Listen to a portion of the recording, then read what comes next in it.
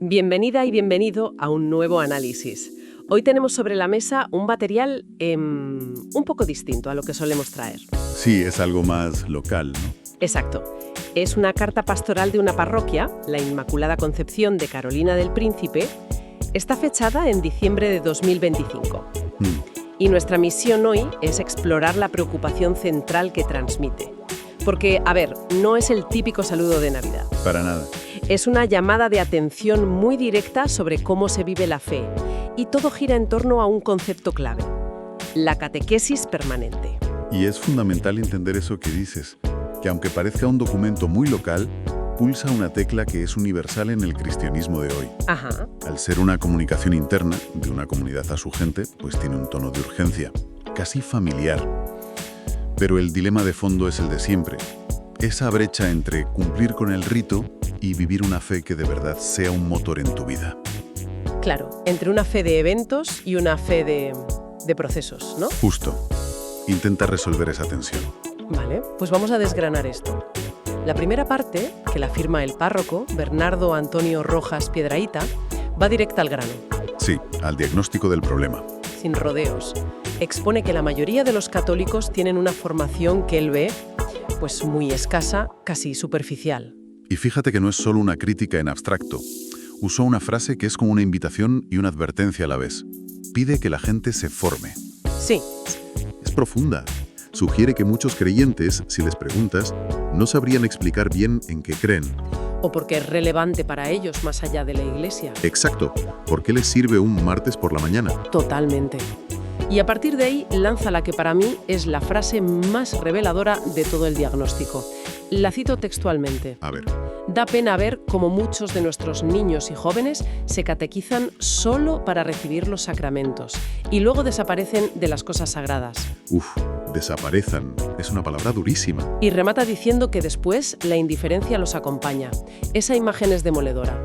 Convierte los sacramentos, que deberían ser paradas en un camino, en la línea de meta final. Es que es fascinante el contraste que plantea porque lo escribe en diciembre. Él mismo reconoce que es un mes de un fervor religioso y familiar enorme, un tiempo que marca. Claro, las Navidades. Pero a la vez es como si viera a través de esa efervescencia y detectara una superficialidad. Estructural. El problema no es que no haya fe, sino que esa fe parece que funciona a ratos, ¿sabes? Una fe de temporada. Eso es. Se activa para la primera comunión, para la confirmación, en Navidad. Pero luego no parece tener herramientas para afrontar un día cualquiera. Es como un cristianismo de eventos. Precisamente. Se viste de gala para las grandes ocasiones, pero en el día a día se queda en el armario. Y el peligro de eso, pues el peligro, que no lo dice así pero se intuye, es que cuando llega una crisis de verdad, una enfermedad, una duda existencial, la persona no tiene recursos espirituales. Su fe no ha sido entrenada para la vida cotidiana. Porque la fe se ha quedado en una costumbre. En una costumbre vacía, una tradición que se hereda pero no se hace propia. Y es muy difícil vivir con convicción algo que, en el fondo, no comprendes. Una fe vacía. Pues justo para llenar ese vacío, el segundo autor de la carta, que es el coordinador de catequesis, Jorge Iván Cárdenas Palacio, pone una idea sobre la mesa. Aquí pasamos del diagnóstico a la propuesta. Sí, y aquí es donde se intenta cambiarlo todo. Y es interesante cómo lo hace. No lo presenta como una idea suya, sino que se apoya en una autoridad externa de mucho peso. El documento de Aparecida. Exacto. Y aunque para mucha gente que nos escucha la referencia es conocida, creo que vale la pena pararnos un segundo. Porque no es un documento cualquiera, ¿verdad? No, para nada. El documento de Aparecida, que es de 2007, marcó un antes y un después en la Iglesia latinoamericana. Impulsó la idea de una conversión pastoral. ¿Qué significa eso exactamente? Pues, en resumen, sacudir la complacencia de las estructuras y salir a la calle. Ponerse en estado permanente de misión. ¿Y la comisión que lo redactó? La presidía el que entonces era Cardenal Bergoglio, hoy Papa Francisco. Por eso tiene tanto peso. Lo que hace esta parroquia es, en esencia, intentar aplicar esa visión global a su pequeña realidad local. Entendido el contexto, la cita que saca de ahí es el corazón de su argumento. Dice que la catequesis no debe ser ocasional, sino un itinerario catequético permanente. Pasar de lo ocasional a lo permanente. Esto suena a un cambio de paradigma total. ¿Qué implica en realidad? Implica desmontar una de las ideas más arraigadas en la educación religiosa. La propia carta lo explica con una analogía que me parece brillante. ¿Cuál es? Cito: la catequesis no es una materia de colegio que se aprueba para ganar el año. Buah, esa frase es dinamita. Totalmente. Porque ataca de frente la mentalidad de cumplir el expediente. Me parece una comparación muy potente. Elimina la idea de un examen final en la fe. No hay un momento en que puedas decir, listo, ya lo sé todo. Se carga la noción de la fe como un currículum que se completa. La propuesta es pasar de un curso con diploma a un camino que dura toda la vida, de una obligación a una vocación. Ya. El autor insiste en que la catequesis es la vida del cristiano que busca permanentemente acercarse y amar más a su Señor. Fíjate en el lenguaje. Amar más. No dice saber más, dice amar más. Desplaza el objetivo del intelecto al corazón, de acumular datos a profundizar en una relación. Y aquí es donde la propuesta se vuelve, fascinante por lo ambiciosa que es. No se limita a decir que es un proceso largo, le pone un marco temporal. Sí, muy específico. La carta afirma que la catequesis debe cubrir todo el arco de la vida. Y lo detalla, desde la concepción misma hasta el momento de nuestro regreso a la casa del Padre. Esa frase es crucial. Es una respuesta directa a una sociedad que muchas veces segmenta la espiritualidad, ¿sabes? La relega a la infancia o los cuidados paliativos. Claro. 40 años. ¿O las de un jubilado que se enfrenta a la soledad? Por supuesto. La propuesta no es simplemente más catequesis, sino una catequesis radicalmente diferente. Una que sea relevante en cada etapa de la vida. Que acompaña a la persona en sus crisis y alegrías reales. Correcto. Pasa de ser un evento a ser un proceso. De un requisito a una forma de vida. La carta habla de experiencias que no podemos seguir desaprovechando. Es una visión holística, que implica tener ofertas para todos. Matrimonios jóvenes, gente en duelo, profesionales. Una tarea titánica, vamos. Desde luego. Bien, la teoría es ambiciosa y es coherente. Pero, ¿cómo se lleva esto a la práctica? Porque del dicho al hecho, Ya. por suerte, la carta no se queda ahí, en la abstracción. Ofrece una guía muy concreta, una lista de 9 acciones para lo que llama el verdadero discípulo. Sí, y es una guía muy práctica. Pero más allá de enumerar los puntos, creo que lo interesante es ver la arquitectura que hay detrás. Se pueden agrupar. A ver, Hay un primer bloque clarísimo, centrado en la vida espiritual personal, la relación de uno con Dios. ¿qué puntos incluirías ahí?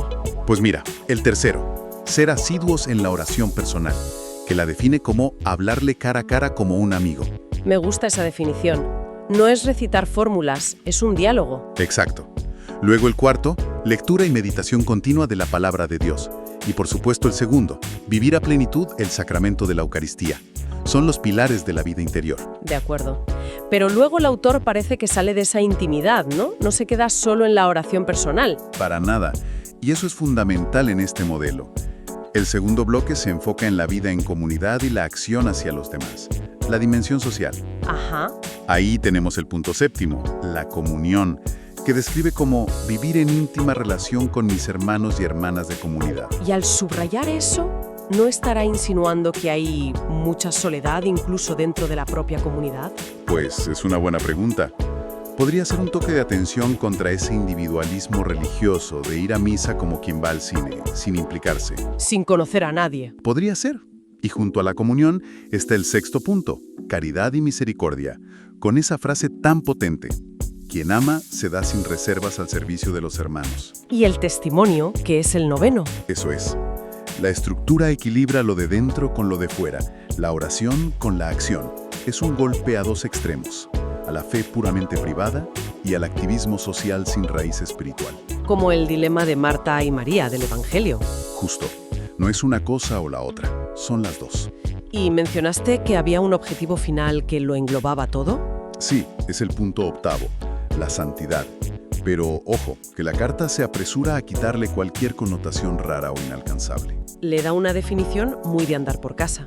Sí, dice que la santidad no es más que hacer siempre el bien, no según mi criterio, sino según el Evangelio. Lo presenta no como un estado de perfección, sino como una dirección. ¿Como un esfuerzo constante por ser coherente? Exacto, la coherencia de vida como meta. Quiero que nos detengamos en el último punto, el noveno. No tener miedo de hablar a otros de mi fe. La matización que hace me parece crucial. Aclara que no se trata de defender lo que por sí mismo se defiende, sino de dar testimonio con la vida y las palabras de aquello que creo y planifica mi vida. Y aquí hay que pararse. Esta distinción entre defender y dar testimonio parece sutil, pero lo cambia todo. ¿Por qué? Porque defender es un acto casi bélico. Implica un adversario, una fortaleza que proteger. Dar testimonio es un acto de generosidad, es compartir un tesoro. Claro, no se trata de entrar en un debate para ver quién tiene razón. Exacto. Se trata de compartir una vivencia personal. Pasa de un lenguaje de confrontación a uno de invitación. El foco está en mostrar cómo la fe, según el creyente, da sentido. Planifica la vida, dice el texto. Y es el resultado lógico de todo lo anterior. Si la fe es un itinerario que te transforma, entonces compartirla no es proselitismo agresivo. Es algo natural. Tan natural como recomendar un libro o una película que te ha marcado. Es el broche final que conecta la vida interior con el mundo. En resumen, lo que hemos analizado en esta carta parroquial es un microcosmos. Sí, refleja un desafío mucho mayor. Uno que enfrentan muchas tradiciones religiosas. Cómo seguir siendo relevantes y transformadoras en la vida moderna sin diluir su mensaje. Y la solución que propone este documento es clara y, yo diría que valiente. El diagnóstico es que una fe de hitos es frágil, no aguanta las tormentas. Y la propuesta es una transición radical. Pasar de ser un consumidor de servicios religiosos a ser un discípulo, en un viaje de aprendizaje que dura toda la vida. Pasa de ser un destino, la foto de la comunión colgada en la pared, a ser un camino que se recorre cada día. Así es. La conclusión es que propone una visión de la fe mucho más activa y, sí, más exigente. No basta con cumplir ritos pasivamente. Se pide un compromiso integral. Oración, reflexión, comunidad, acción. Es una llamada a tomarse la propia vida espiritual en serio. Totalmente. Y eso nos deja con una reflexión final. La carta presenta un plan de 9 puntos muy concreto para vivir una vida de fe. Y esto invita a plantear una pregunta más universal, que va más allá de cualquier creencia. Si tuviéramos que diseñar nuestro propio itinerario permanente para vivir de acuerdo con nuestros valores fundamentales, Sean los que sean. sean los que sean, la justicia, la creatividad, la compasión, el conocimiento, ¿cuáles serían esas prácticas diarias innegociables que nos mantendrían en ese camino a lo largo de todo el arco de la vida?